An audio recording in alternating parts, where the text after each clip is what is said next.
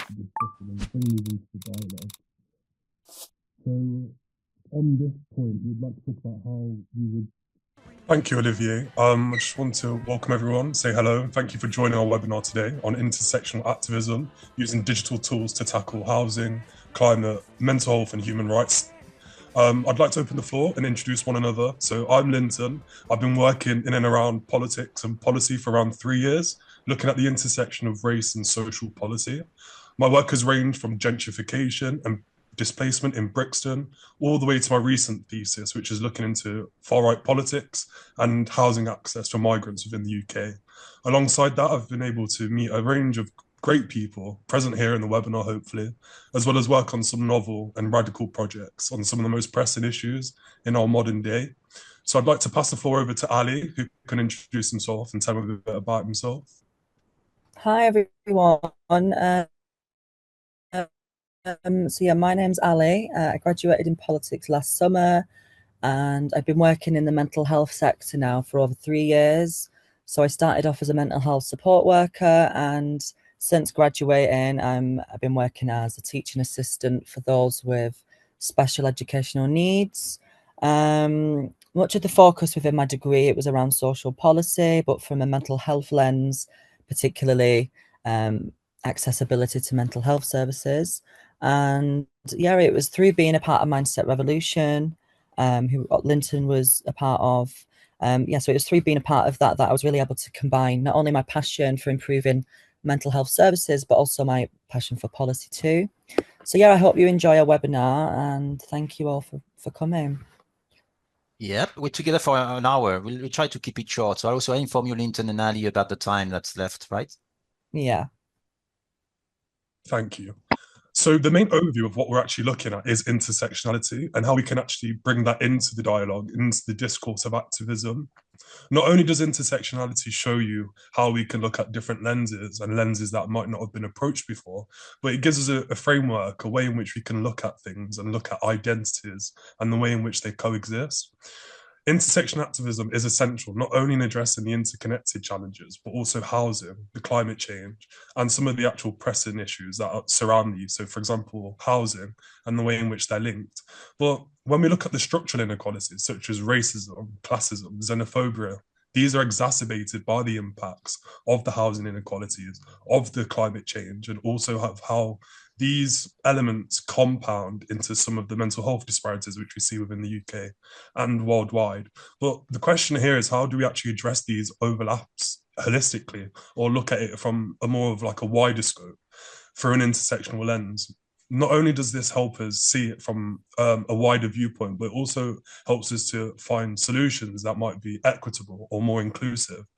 So not only do these give us an idea of how we can make these things inclusive, but it also helps us to align with the lived experiences of the people of the brunt of the impacts of the social causes which we speak about. So how do we actually bring intersectional activism into the conversation, into the actual narratives and the dialogues that are currently being spoken about? What we try to do is we try to aim intersectional activism as a framework that's empowered by digital tools. These can address the interconnected issues such as what we're talking about today, such as housing, climate change and human rights. But by examining the ways in which these crises disproportionately affect and impact marginalized communities, this is how we would discuss and this is how we would approach the framework which we're suggesting. But the way in which digital platforms and the way in digital tools actually operate, it gives us a sort of a better viewpoint as to how we can actually bring these into the discussion and bring these into the dialogues. So on this point, we would like to talk about how we would try and aim for an end goal, or how we would try to make space to actually incorporate this into the narratives that have been said. So I'd pass it over to Ali, my co-facilitator. So yeah, we aim to give the space for participants to introduce themselves. I'm sorry, 1 second, guys. If you want me to go to the next slide, just let me know. Yeah. Hi, Constantina. Meanwhile, I think I'm recognizing some people in the audience. So sorry, I think, yeah, so the overarching goal is what we was trying to approach is to how can we demonstrate intersection activism, supporting brilliant. Yeah, so... Yeah. So yeah, we aim to create a more inclusive, impact and sustainable approach to addressing the interconnected challenges of housing, climate change and mental health and human rights. We aim to empower marginalised communities by amplifying their voices, fostering cross-movement collaboration and using digital strategies to drive policy change and social justice initiatives. So yeah, that's one of the main ways in which we aim to get to the end goal.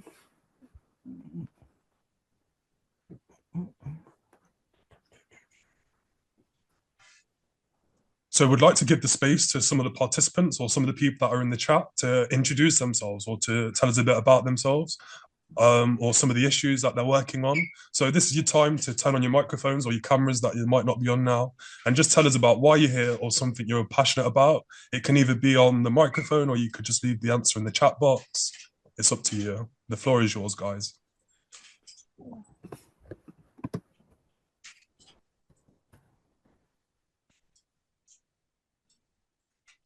Okay, I can maybe quickly introduce myself. Yeah, sure. Hi, I'm Costandina Karameri. I am representing Stimuli for Social Change. We are based in Thessaloniki in Greece. We've been working also with the Platoniq team on some proposals and some concepts that we want to work on. So thank you for sharing about your initiative. It looks very interesting. With my team, we're working a lot on educational projects, mainly for primary and secondary education, but also with young people, so 18 plus years old, and with adults as well, with teachers a lot. And one of the challenges about how we can engage more the children in the classrooms, but also teachers on how to maybe understand what active citizenship means or activism and so on is maybe it seems a bit away from them, that is not relevant to them. So anything that involves, let's say, democratic processes or anything that is related to this theme and how or maybe that the word maybe is not so relevant to them, like activism, you know. Maybe they not relate to that so much because the school environment is not something that involves in their formal education setting something that is more action-based. Is usually the non-formal education actors that are like us, that we are working in a complementary way with the main curricula in the schools. So we have different kinds of projects, different kinds of themes. My background is in law, so I'm more close to this theme, and I understand what activism means, what advocacy means, what is defending for a cause. So we are trying to implement that in our projects and all our initiatives that we have with the local community. Unfortunately, I cannot stay until the end of the webinar, so I just took the lead to introduce myself. So thank you very much. Thank you, Constantine. Thank we you won't give you the certificate. I think Linton, if you don't see it, Sam has her hand. Yeah, Sam, would you like to go for it? Sam is one of our pioneers too. Yeah, I just thought I'd introduce myself. My name is Sam. I'm a legislative theatre facilitator based in Manchester in England. And I would say digital activism is something that I don't know enough about. It's something that I really want to learn more about. I think it's so important to have it go hand in hand with the stuff that you're doing on the ground, try and like change policy and make things more accessible. So yeah, I'm excited to be here and learn more about it. Yes, maybe Linton, maybe we can go on and then maybe open up the floor for people to speak in the next phase. Yeah, sure. So we keep time short. So the next section, the next slide we have, will be looking into intersectionality. So do you have the next slide, Olivier? Yeah, so perfect. So for us to actually understand intersectionality, or even as a framework, we need to understand how it operates. So intersectionality within itself is how identities like gender, race, or even class shape experiences of discrimination and privilege within systemic power dynamics. What it does, it highlights how multiple forms of oppression or privilege do not operate independently, but are interconnected intrinsically. So for it even to be a thing of existence, these things interlocked for them to be. So what this does, it creates unique challenges or even advantages based on the specific combination of identities present. So how does activism fit into this? So activism within recent years has embraced intersectionality, not only as a cornerstone of equity, but also as a champion of representation of the causes, but also the identities and the lived experiences. This often comes to be through the fight or the struggle and the way in which this almost informed the identities present within the activism space. The approach not only ensures movements are inclusive and reflective, but it's also reflective of the multifaceted nature of oppression. So a lot of the times race intersects with class. So we see this within movements such as the Black Lives Matter movements, or some of even wider pressing movements such as climate change, and the way in which Indigenous voices are left out of the narratives as a whole. So what we wanted to do is actually bring this into the central framework of what we were talking about, how we could actually utilize it and actually make it as a tangible difference. So intersectionality as a framework was coined in 1989, which will be on the next slide. Yeah, perfect. So it was coined in 1989 by Kimberly Crenshaw. What Kimberly Crenshaw actually introduced was in a seminal paper, which was demarginalizing the intersection of race and sex. And it was a Black feminist critique on anti-discrimination doctrine, so feminist theory and anti-racist politics. So what her actual understanding of intersectionality was how can we exist? How can we have these themes of identities that coexist, and how we can actually use that as a form of motivation, as a form of not only as a form of oppression, but also as how we can leverage this into an actual form of difference, as a form of change. So that was her main rubric, her main understanding as to how we could introduce this into a framework of difference, or as a framework of activism within this sense. Ali, I'll pass over to you for the next slide. So yeah, although Kimberly Crenshaw formally coined intersectionality in 1989, Sojourner's truth advocacy rhetoric laid the early groundwork for its conceptual foundation. Truth speech underscored how Black women's experience were marginalised within movements that prioritised either race or gender, but not both simultaneously. This mirrors Crenshaw's argument that Black women's unique experiences of oppression cannot be understood solely through the lens of race or sexism. The legacy of intersectionality continues to shape activism today, influenced by scholars like Patricia Hill Collins and Angela Davis. Collins' Black feminist thought, which you can see here, highlights the interconnected nature of race, gender, and class oppression, inspiring movements like Black Lives Matter to centre marginalised voices. Similarly, Davis' Women, Race and Class, which we can also see, critiques the exclusion of Black and working class women in feminist and labour struggles, encouraging intersectional approaches in campaigns for racial, gender and economic justice. Together, their work highlights the importance of addressing systematic inequalities through a multifaceted lens in both scholarship and activism. Next slide. Traditional activism often addresses issues in isolation, focusing exclusively on gender equity or racial justice, whereas intersectionality critiques this approach as a theoretical framework for advocating for a deeper understanding how, you know, all these identities and forms of oppression combine and intersect. Instead, these systems interlock into creating unique experiences of marginalization or privilege for individuals at the intersections of multiple identities. By shifting the focus of activism to interconnected struggles, intersectionality provides a more inclusive and comprehensive lens for addressing systematic inequalities and issues facing modern society. So we've got a question for you guys to answer, or we can even open the floor for questions or even anything like that. But the question we wanted to understand is, can you think of any movements or public protests that focus on a single issue without considered an intersectional approach. So, for example, we've had movements that look into housing, so the way in which the economic means of housing might be too much for someone, but how does that play into such as like a race tangent, for example? Given the context within the UK, a lot of people that are within ethnic and minority communities, they often take the brunt of low labor and low paid jobs. So how do these things intersect? So this is something that we wanted to try and get from you guys, was how do we find these intersections? Where are these not championed? So if you have any ideas or any things that you want to speak about, the chat box is open for it, and even you can turn on your microphone.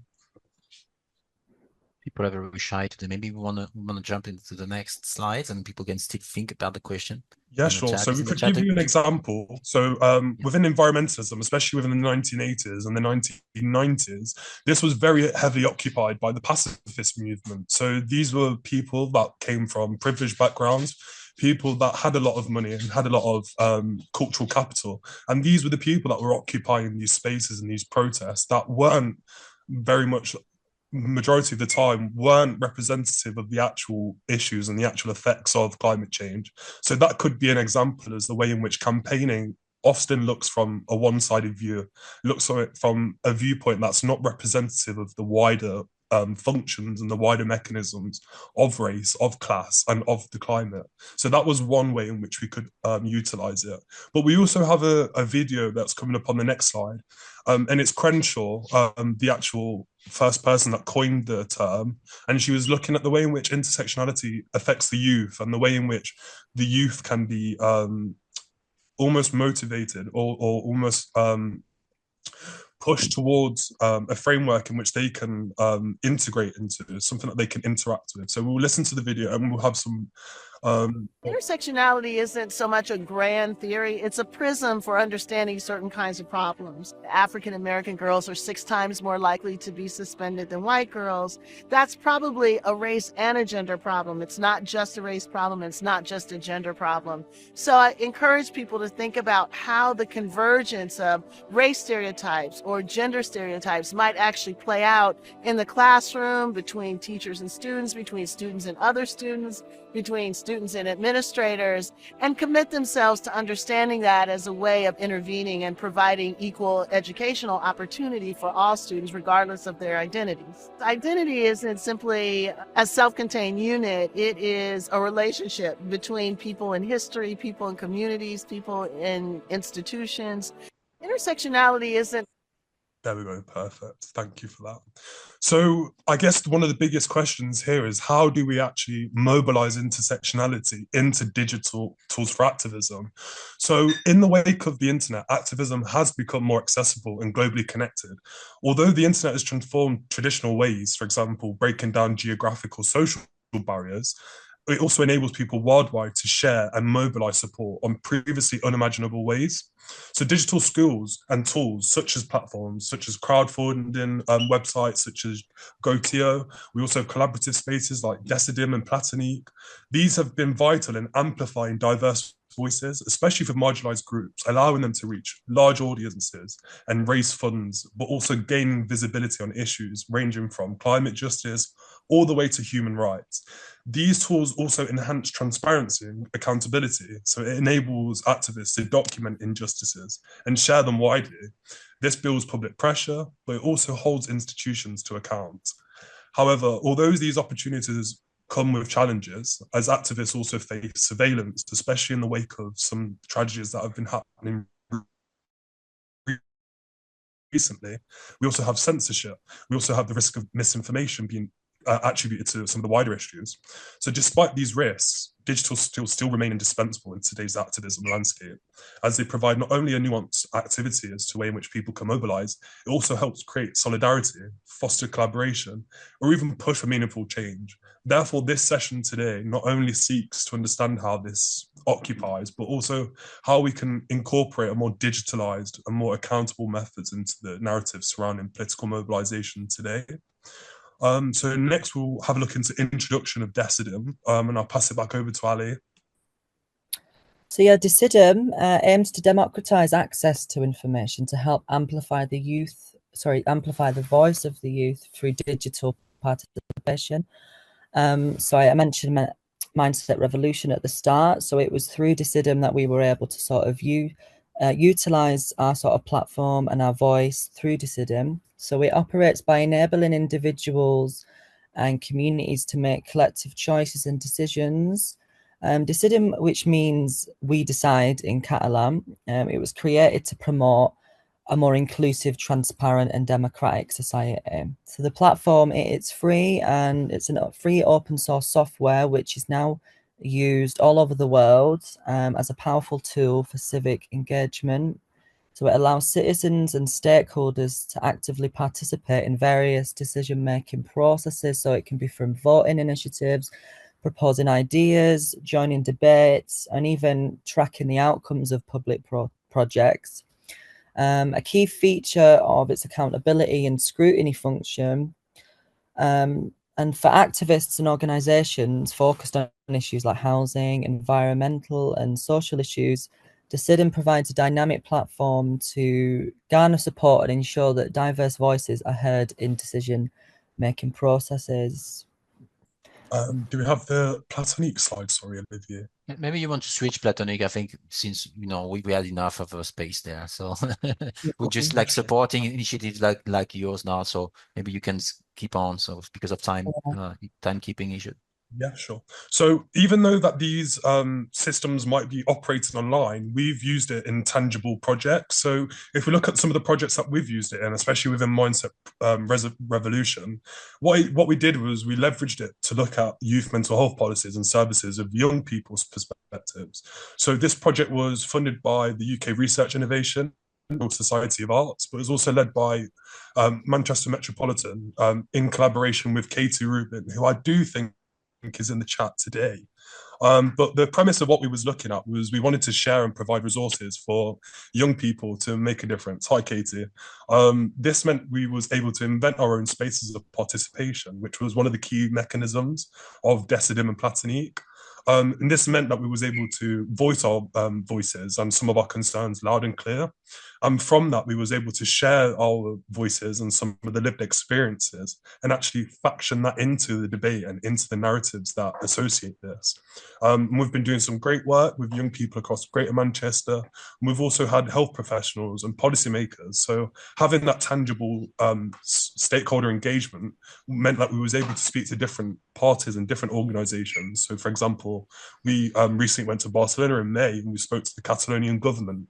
We also spoke to grassroots movements that were looking into youth projects. So it really has tangible effects, and this was one of the ways in which we used it. So yeah, the platform offers young people and their communities a way to monitor how their ideas influence policy change. This feedback loop is a vital element of any participatory process, but is often neglected. All too often, well-crafted recommendations and co-produced with participants are shelved to shift in policy priorities, changes in leadership, or even new projects being commissioned on the same issues. Yet the concerns and solutions raised by young people regarding mental health tend to remain consistent across different initiatives. To address this, we aim to break the cycle of starting from scratch by pooling resources and leveraging Decidim as a central hub. It can serve as a space to amplify youth voices, share knowledge, and rally support for proposals, and also maintain a focus on implementation. Open-minded dialogues with supportive policymakers, many of whom are eager to engage, can often sustain momentum, achieving a meaningful change which requires stronger coalitions between civil society and also policymakers. Additionally, we are exploring ways to enhance digital tools to complement in-person youth participation, which is essential for fostering trust and collaboration in democratic engagements. So if we go on to the next slide, I think we have some questions that we would like to ask you. We want to keep it more interactive. It's more people driven. So we think it to pass it back onto the participants in here. So do we have any ideas on how we can use these lenses or use these intersections to facilitate a more digitally driven democratic process? I think that was one of the questions that were at the actual understanding of what we wanted to do is, even though that we have these theories and we have these frameworks, how do we actually make these into tangible effects?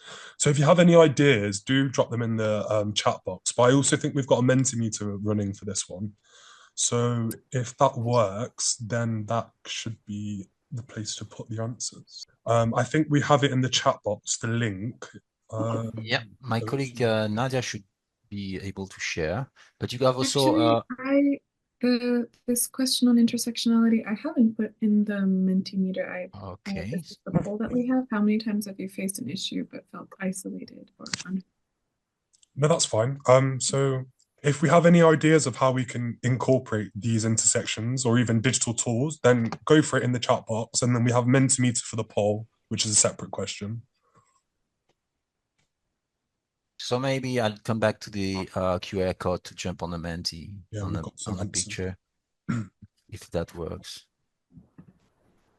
So the next session that we want to talk to you about is housing. How do we actually situate housing? I think that's the next slide, Olivier. Let me get there. It's okay, don't worry. Yes, here we go, perfect. So although housing might be a lot of the times just something that is just a basic, a given, it's a lot of the times left out of the discourse, especially when it comes to policy and some of the intersections that coexist with housing. So housing is innately political. It's not just bricks and mortar. It's about dignity, stability, and belonging. Yet the politics of housing shapes who gets access, who is excluded, and who holds the power to accept these people into the housing that they live in. So from evictions to unaffordable rents, housing policies directly impact communities. So it's not just simply a one-size-fits-all. Everybody experiences things differently. And that's where intersectionality comes into. Whether you live in a well-off house, it doesn't mean that you've got the money to live off. It doesn't mean that you are able to afford the privileges that a lot of other people have, especially when intersectionality is brought into the conversation. So we have, from zoning laws to social housing, landlord regulations are inherently political. So what does it do? It reflects a broader societal values and prioritizes in the way in which people are administered, the way in which people are seen as separate beings. So I think that's what we wanted to get here, is housing, although it might seem as just a simple tenancy agreement or as simple as just bricks and mortar, like I've said, it's more than that. It's about framing it within the large discourse, the narratives that accompany it. So I think we would like to situate it within the context of different places across the world. So Ali, if you would like to just speak on this one. Yeah, well, since we're in the UK and we're obviously talking to people in Spain, I thought it'd be useful to talk about how both communities have responded to housing crisis, which has been seen through activism. So yeah, Spain and the UK provide key examples of how communities have responded to housing crisis, each reflecting unique challenges and innovative forms of resistance. So in Spain,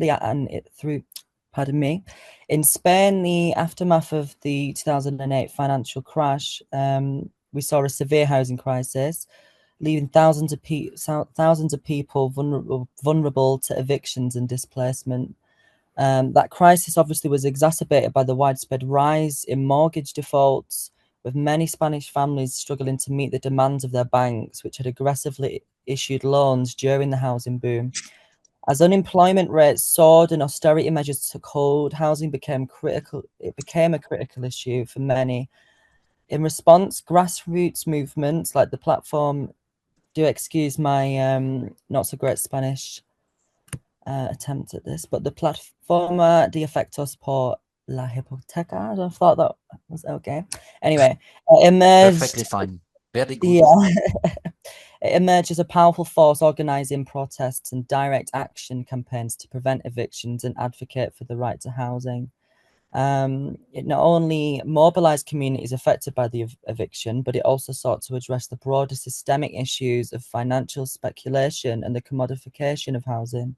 They successfully pressured political leaders to enact measures like the 2013 mortgage law, which provided some protection for homeowners, including temporary eviction suspensions for vulnerable groups. Their evictions was instrumental in reframing housing as a human right, and it challenged the neoliberal policies which often prioritize profit over people.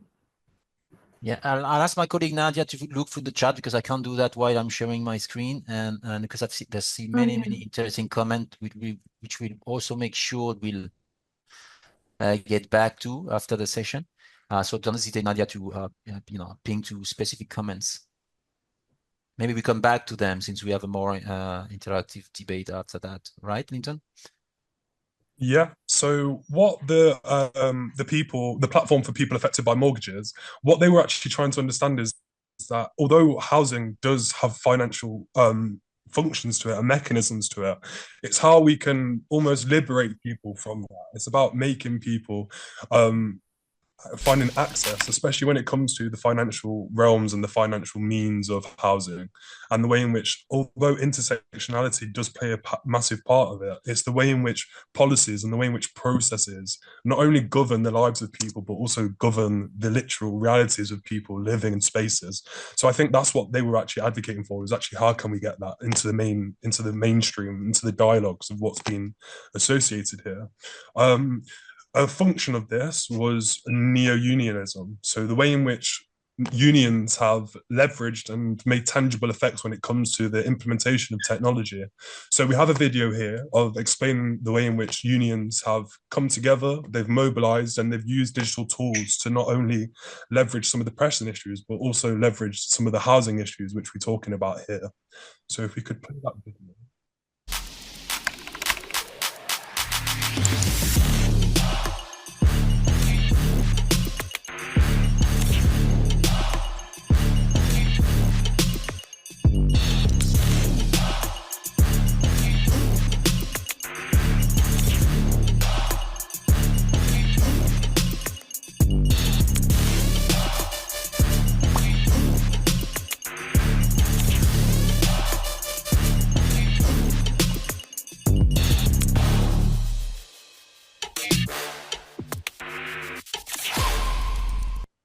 Thank you, Olivier. As we can see in that slide, central to their efforts and their mobilization was the platform of Gotio. This acts as the crowdfunding mechanism. So people that are wanting to campaign on issues or wanting to form mobilizations can use this space to not only garner the financial mechanisms to it, but also to advance the campaigns. So going back to what we were speaking about, especially when it comes to the people affected by the mortgages, they use Gotio as a form of campaigning, as a form of leveraging real change. So they use their funds for not only raising funds for the legal defences, but also for eviction resistance campaigns and public awareness initiatives. So not only does the digital tools offer a place for people to actually collaborate, to mobilize, it also offers incentives and also offers pathways to make it more financially better, but also to make mechanisms available for funding for these issues. It also helps to build monetary and non-monetary contributions. So, for example, volunteering time, as well as professional advice, such as legal advice and the legalities surrounding campaigning. So it also has like this one size fits all. So even though intersectionality looks at things differently, Gotio looks at it from a holistic viewpoint, the way in which we can incorporate these into the actual manifestation of funding and the manifestation of campaigns within this context. So I think that was quite tangible, and the way in which we could actually use that within our own campaigns, but also some of the housing campaigns which spoke about in the video, was actually quite central to what we was advocating for. So the next slide, we have a quiz. So it's a Mentimeter. It's not something where you have to constantly be speaking about. You can just upload your answers to the quiz. So now's your time to scan the QR code. We've also got the link in the chat if you wanted to do it manually that way as well. So yeah. I will share the link in the chat. Thank you, Nadia. Yeah, no problem. Yeah, we should have an updated one now if that's in the chat. Yeah, perfect. Thank you. Oh yeah, we're getting some responses, so we'll just give it a few minutes to get some more in, but it should be fine, and then we'll go on to some other questions. Yeah, I think the consensus is answer B, which would be the right question. So well done, guys, for getting the right question. Do you have the second question now, Nadia? There we go, perfect. So how can digital platforms like crowdfunding contribute to addressing housing issues exacerbated by climate change? So we have some of the answers that it could be. So by raising funds for rebuilding homes, encouraging more people to buy luxury homes, by discussing about climate change, but also by reducing the need for government intervention. Them is the right answer. This is just, yeah, perfect. That's the right answer. Oh, someone's got it wrong. No, no, just fun. I'm just provocating here, just to have a little bit more fun this afternoon. Yeah, I think that's the general consensus, which is the right answer. What's the next one? Which of these youth-led movements uses social media to push for action on climate change and housing rights? So this is an intersectional question. Let's see who's been listening. What do we win, Linton? A luxury house. So what are the answers? See, this was a little bit of a trick question, although it's quite explanatory. The actual answer is A and C. So Extinction Rebellion and Fridays for Future. Fridays for Future is quite important because it's Greta Thunberg. So the use of quite novel and the youth movements was quite central to this question. So that's what led it. And then we have one. I think we have one final question, if that's right, or it might be the end. There we go. So the last question is, why is online activism crucial in the fight for climate change and housing equity? Yeah, that's the right answers, guys.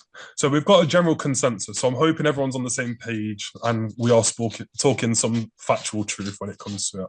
But I'll pass the floor over to my co-facilitator, Ali, and we can pass it on. Yeah, here we go. Perfect. So yeah, we're going to look at Youth for Climate Change. So we're going to look at who they are and how they campaign. I believe we should. Oh.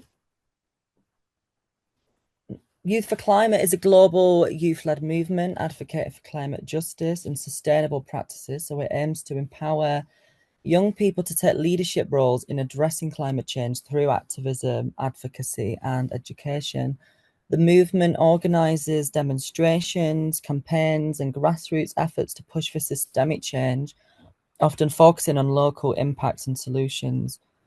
It seeks to amplify the voices of young people in decision-making processes, especially at the international forums such as the United Nations Framework Convention on Climate Change. I think we have a little video. Sorry, Olivia was going to show. No, was that just the next? Or was it there? Yeah. I believe we should look for a call to action. And once we see the action, hope will inevitably come. My life, or our lives as human beings, are 100% dependent on nature. It's crazy how much it affects us, but how much people don't recognize it and realize what it actually is. Human beings are the biggest causes of climate change. But the good thing is there's a solution, and we are part of the solution. There are a number of solutions to climate change, and we don't need to research them. They're already there. A lot of people just think we need to plant trees, but it just doesn't end there. We need to focus on change of mindset, change of mentality. If we are to start, if we are to mitigate the effects of climate change, if we are to end global warming, then we must start young. We must focus on adding curricula that is going to benefit them and the environment.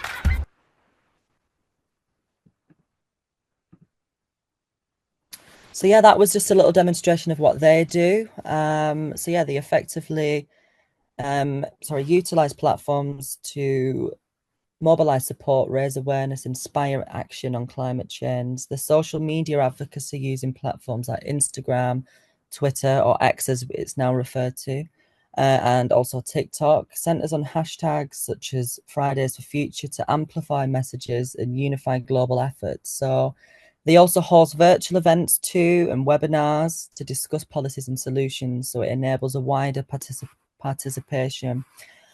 Digital petitions and crowdfunding campaigns target specific climate policies and provide financial backing for their initiatives. So collaboration tools like Slack and Zoom facilitate internal coordination.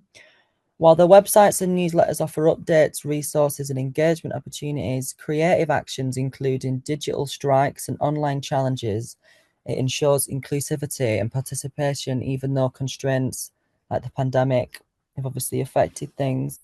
So these methods collectively build a robust digital presence, complementing their on-ground activists. Both movements share common tactics such as organising mass climate strikes, leveraging social media for advocacy, and utilising online platforms, to educate, mobilise, demand systemic change. I think we've already, sorry about this. So we're going to look at a few different examples of climate activism. So we've got Fridays for Future, which is a. I've jumped a few slides. Earth Guardians and. Oh, sorry, yeah, just sorry about that. My connection's a bit out of time as well with the. Yeah. If we skip this one, we can go on to the next one. It should be centre and mental health. Yeah. The mental health connection. Yeah, so although climate change is affecting the planet and rising temperatures such as fires and floods, it's also affecting us emotionally. So how do we actually center this within the mental health discourse? So within climate change, you also have a lot of the phrases popping up. So for example, eco-anxiety, which refers to the extreme worry that people have, especially when it comes to the current and the future harm affecting the environment caused by human activity and climate change. But it's becoming more than that. It's becoming central to the efforts being made by the young people. But it's also important to acknowledge how that people who are most affected by this often aren't the ones who are online. They are majority of the time separated through the digital divide. So how do we actually bridge this? How do we find methods or even capacity building mechanisms to actually allow more people to enter the discourse, especially when it comes to the youth? This is why digital skills have revolutionized mental health campaigns by expanding their reach and fostering connection. But it's also crucial to recognize that although the digital divide is present, not everyone has reliable access to these. So, for example, smartphones or digital literacy. So it's how do we actually bridge that gap? How do we filter in the lack of access into what we have, especially within Western societies, a fruitful access to some of these tools that we're campaigning about? But it's how do we actually prioritize this? How do we actually make this into a more freer society, a more society that's centered onto the intersectional means that are present within these societies? So one example of this has been Mind, which is a campaign within the UK. It's been a mental health campaign which has long campaigned for accessible and effective mental health support for young people throughout the UK. Their campaigns not only advocate for the systemic changes to ensure that young people are present within these services that affect them, but also about how we can undermine some of the taboos and the stigmas and some of the unnecessary boundaries that occupy these spaces. So early support hubs offers quite a factual and quite a legible framework in which we can use to filter these into the discourse. We've also got Every Mind Matters, which looks into mental health campaigns by Public Health England, which uses digital tools to not only campaign, but also to leverage some of the pressing issues that are in our society. And just to finish on that, it's how do we actually build this gap? How do we find initiatives that filter into the conversations that are being said? So for the youth, we've got the Climate Cares Centre in collaboration with the Wellcomes Trust, which not only fosters global collaboration through digital capacity and capacity buildings, but also offers frameworks and conferences that allow people to come together and allow people to negotiate and speak about some of the issues that affect them personally, which we thought was quite central to the debate and how we can actually leverage that transdisciplinary approach and more of an intersectional approach. So I think that was how we could relate it as a whole, but also some of the digital tools that come about it. So I think Ali would like to finish on some of the final thoughts. Just how do we pledge to young people, which is on the last slide, Olivier? Yeah, just before that, we have an offering from Sam, offering a big box of treasures on climate anxiety. And I think also Sam is recommending something very interesting that we will probably look at this in the next webinar with you on the 28th, Sam, about the fact that burnout affects not only climate activism, but all kind of this activism we just described today, on especially when you combine digital activism and street fights. So I think that's something we can bring to the next webinar. So let me check. He's bridging the gap. That's Alice.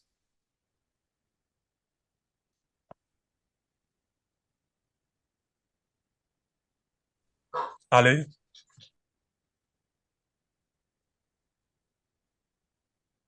I think we lost Ali. So Okay, maybe you want not to to worry. go on, Linton. No, I I don't think see it. I think the main rubric of what we wanted to convene and what we actually wanted to understand is it's been spoken about. So I think we could just open the floor on some final discussions or some final thoughts as to how we can actually bring this into the conversation and actually leverage some of the differences. So one final thought that we had that we could leave you with was, how do you pledge as a young professional or as someone that's working within policy or decision making to actually nurture youth-led activism? So how do you think that we can bring in tools, or how do you think we can actually manifest a mobilization of youth-led activism within intentional means? So we could probably leave the floor open for the last few minutes of the webinar to just get some ideas, or even to open the discourse to bring some people in if they wanted to speak about the actual pledges, if that's a thing. So if you just wanted to raise your voice, or if you just want to put it into the chat box, we're more than welcome to do that. Well, I'm just mentioning that we have this participatory space set up for the webinar. So all the presentations you see and the recordings, we probably will do a podcast out of the free webinars. But all these threads of discussion will be created on the platform. So if you're not feeling like distributing, will open up the debate to people who couldn't come. We had many people who couldn't make it this afternoon. So we'll make sure to have all these discussions and the polls onto the platform. So now it's your time.